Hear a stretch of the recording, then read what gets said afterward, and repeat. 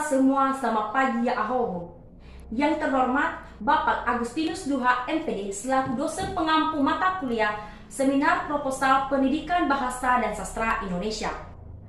Pada kesempatan ini, saya akan mempresentasikan proposal saya dengan judul Analisis Campur Kode pada Peristiwa Tutur Mahasiswa Kelas 1 Semester 6 STAMUK 2019 Prodi Pendidikan Bahasa dan Sastra Indonesia Universitas Nias Raya.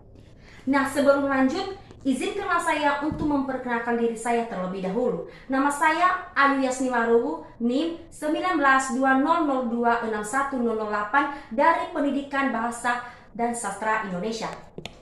Adapun pokok pembahasan presentasi ini yaitu yang pertama pendahuluan, yang kedua tinjauan pustaka, dan yang ketiga metode penelitian. Langsung saja, pada bagian pendahuluan, peneliti dalam menulis proposal ini dilatar belakangi oleh beberapa mahasiswa di kampus Universitas Nias Raya, khususnya di kelas 1 semester 6 STAMUK 2019 Prodi Pendidikan Bahasa dan Sastra Indonesia yang masih mencampurkan bahasa pertamanya yakni bahasa daerah dan bahasa kedua yakni bahasa Indonesia pada saat melakukan peristiwa tutur kepada temannya sehingga tidak mengikuti kaidah-kaidah kebahasaan yang baik dan yang benar.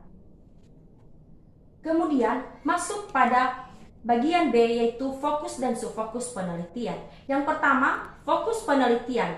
Berdasarkan permasalahan di atas, maka yang menjadi fokus penelitian adalah campur kode pada peristiwa tutur mahasiswa kelas 1 semester 6 STAMUK 2019 Prodi Pendidikan Bahasa dan Sastra Indonesia Universitas Nias Raya.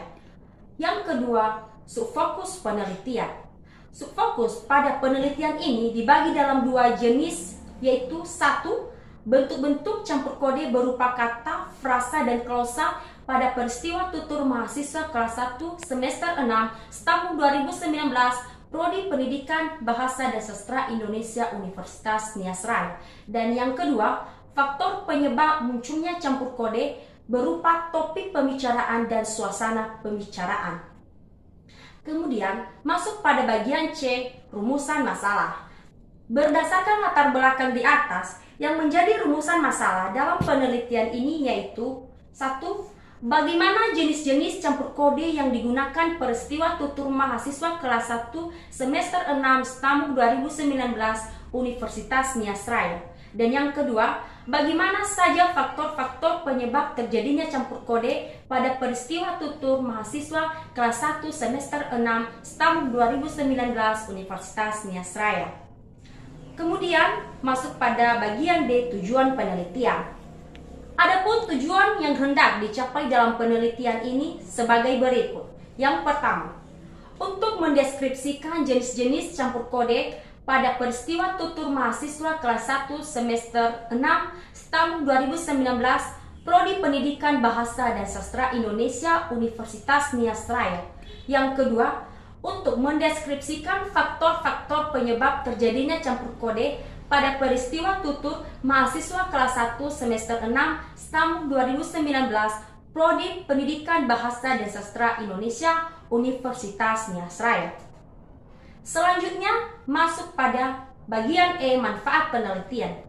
Berdasarkan judul penelitian di atas, maka hasil penelitian ini diharapkan dapat memberikan manfaat secara teoritis dan praktis. Adapun secara teoritis yaitu satu, bagi siswa dapat memperoleh pengetahuan tentang campur kode pada peristiwa tutur mahasiswa kelas 1 semester 6 STAMUK 2019 Prodi Pendidikan Bahasa dan Sastra Indonesia Universitas Nias Raya. Yang kedua, bagi pembaca dapat menambah wawasan tentang campur kode pada peristiwa tutur mahasiswa kelas 1 semester 6 STAMUK 2019 Prodi Pendidikan Bahasa dan Sastra Indonesia Universitas Nias Raya. Yang kedua, secara praktis. Satu, bagi peneliti selanjutnya diharapkan agar dapat dijadikan bahan perbandingan dalam penelitiannya sehingga dapat memberikan rangsangan selanjutnya. Dan yang kedua, bagi guru yaitu dapat dijadikan bahan pengajaran dalam muatan lokal. Selanjutnya masuk bagian F yaitu batasan istilah. 1.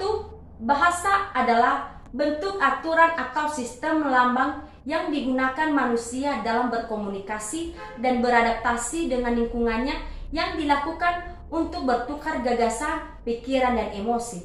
Yang kedua, kewibahasaan adalah penggunaan dua bahasa atau lebih yang dipakai oleh seorang penutur saat berkomunikasi.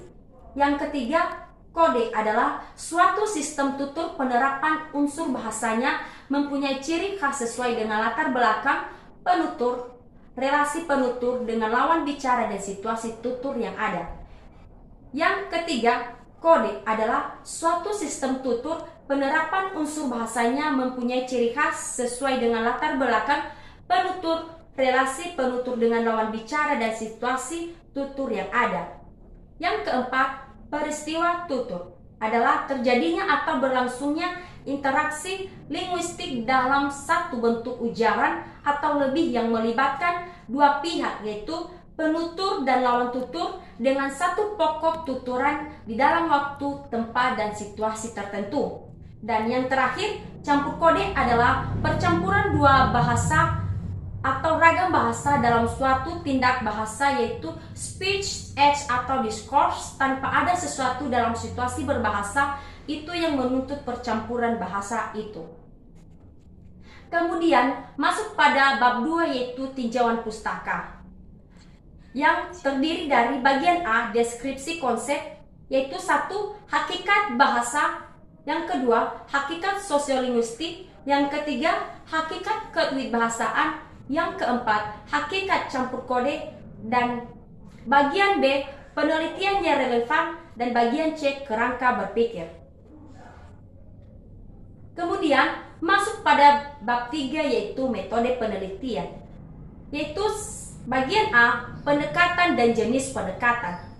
Pendekatan yang digunakan dalam penelitian ini adalah pendekatan kualitatif dengan metode penelitian yang berbentuk deskriptif. Bagian B, tempat dan waktu penelitian. Tempat dalam penelitian ini dilakukan di Universitas Nias Raya, khususnya kelas 1 semester 6, Stambuk 2019, Prodi Pendidikan Bahasa dan Sastra Indonesia Stambuk 2019. Waktu penelitian yaitu penelitian ini akan dilaksanakan pada bulan Juli sampai bulan Agustus 2022. Selanjutnya masuk pada bagian C, data dan sumber data. Adapun data dalam penelitian ini yaitu data primer dan data sekunder. Dan sumber data dalam penelitian ini yaitu sumber data mahasiswa kelas 1 semester 6 Stambuk 2019, Prodi Pendidikan Bahasa dan Sastra Indonesia Universitas Nias Raya. Selanjutnya masuk pada bagian D, yaitu teknik pengumpulan data.